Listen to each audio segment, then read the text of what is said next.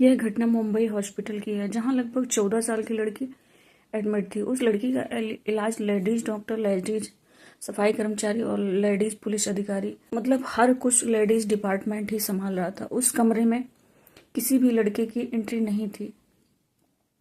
कोई भी व्यक्ति या पुरुष नहीं जा सकता था, क्योंकि वह लड़की इतनी सहमी हुई थी दोस्तों कि वो पुरुष के नाम से ही डर जाती थी। वो इतना ज्यादा भयभीत हो चुकी थी कि उसको किसी लड़के या पुरुष को देखकर उसकी सांसें बहुत जोर जोर से चलने लगती थी।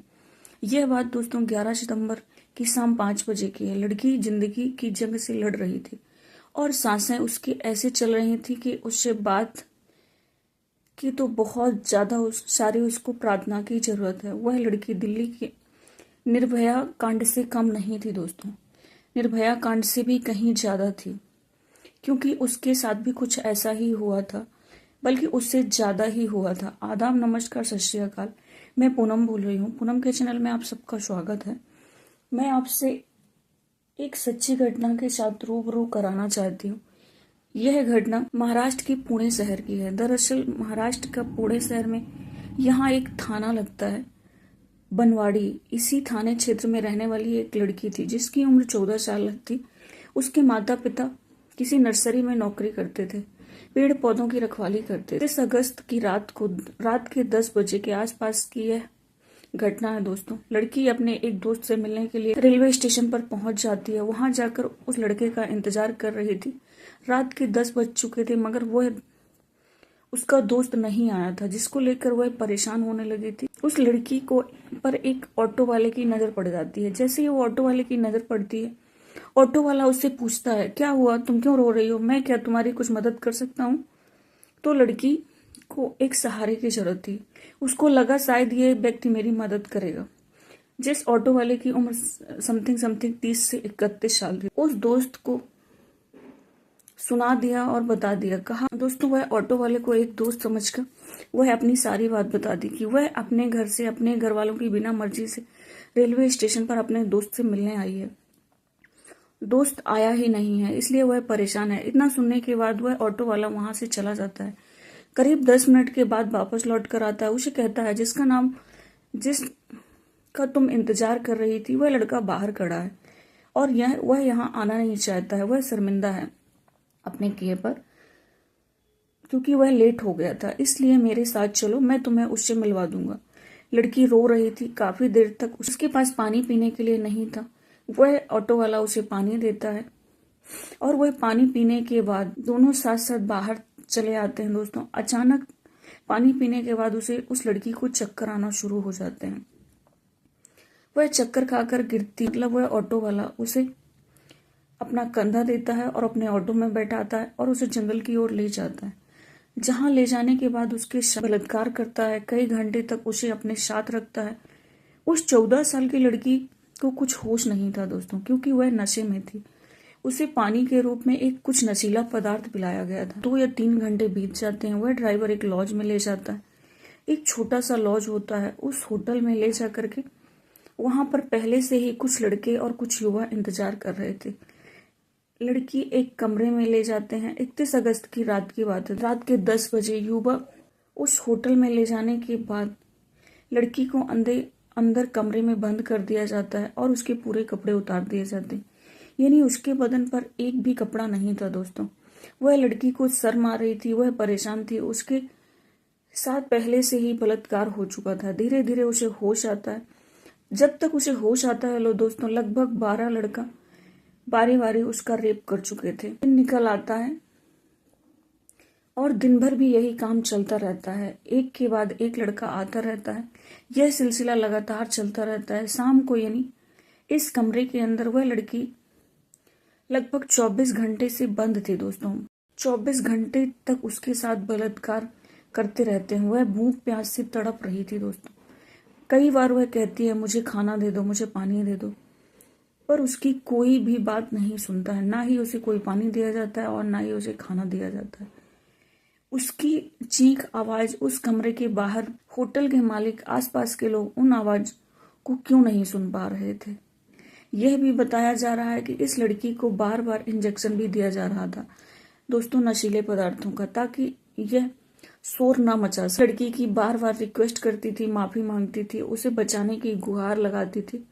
12 लड़कों में से एक को दया आ जाती है और उसके बाद यह लड़का उस लड़की को ले जाकर मुंबई दादर स्टेशन में छोड़ देता है। दोस्तों, यह आरोपी अब यह सब लोग फरार हो चुके थे। इन्होंने सोचा कि शायद वह लड़की चली जाएगी। दादर स्टेशन पर जाने के बाद वहां 2 सफाई कर्मचारी मिलते हैं और 2 सफाई कर्मचारी उसकी हालत देखने के बाद उसके साथ बलात्कार करते हैं।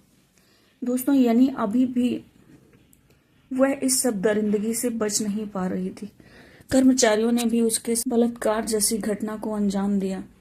रेलवे स्टेशन के सफाई कर्मचारियों ने उसके साथ बलात्कार किया, करने के बाद काफी समय तक रखा और ऐसे ट्रेन में बिठा दिया जिस ट्रेन की दिशा उत्तर की तरफ जा रही थी।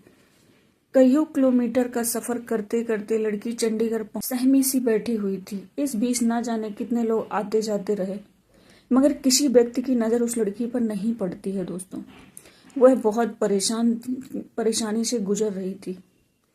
उसकी परेशानी किसी को दिखाई नहीं दे रही, किसी ने जानने की कोशिश भी नहीं की।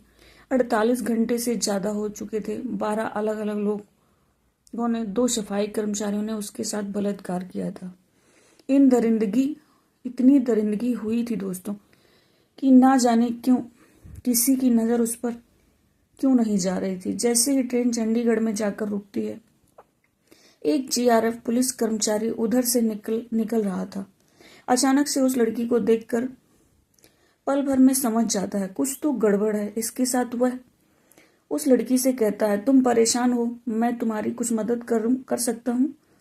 मगर लड़की पुरुष जाति के नाम से डरी हुई थी। वह घबराई हुई थी क्योंकि वर्दी में तो एक पुरुष ही था। उसे लग रहा था कि हो ना हो उसे ले जाकर फिर से उसके साथ दुष्कर्म करेगा।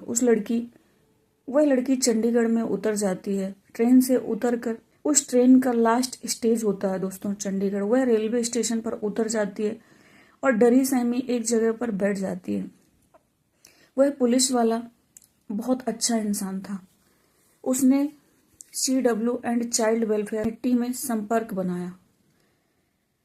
वहां एक महिला अधिकारी ने तत्काल मौके पर उस लड़की को खाना खिलाया, उसे अपने पास बिठाया, घंटों तक उससे प्यार से बात करती रही। एक माँ की भूमिका उस महिला अधिकारी ने उस कुछ ही घंटों में निभाया और उसका दिल जीत लिया। दिल जीतने के बाद उसने अपनी लड़की और पूरी कहानी, घर से निकलने से लेकर चंडीगढ़ तक पहुंचने का एक एक वाक्य उस महिला अधिकारी को रो रो कर बताया। उसका रो रो कर बुरा हाल हो गया था दोस्तों।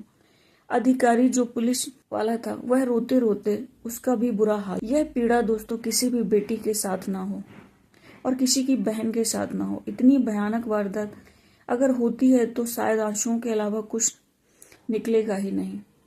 उन दरिंदों के लिए बद्दुआ है। कानून से सख्त कार्रवाई की जाए और उसे फांसी की सजा दी जाए। ऐसे कुत्तों को तो जीने का हक भी नहीं है दोस्तों।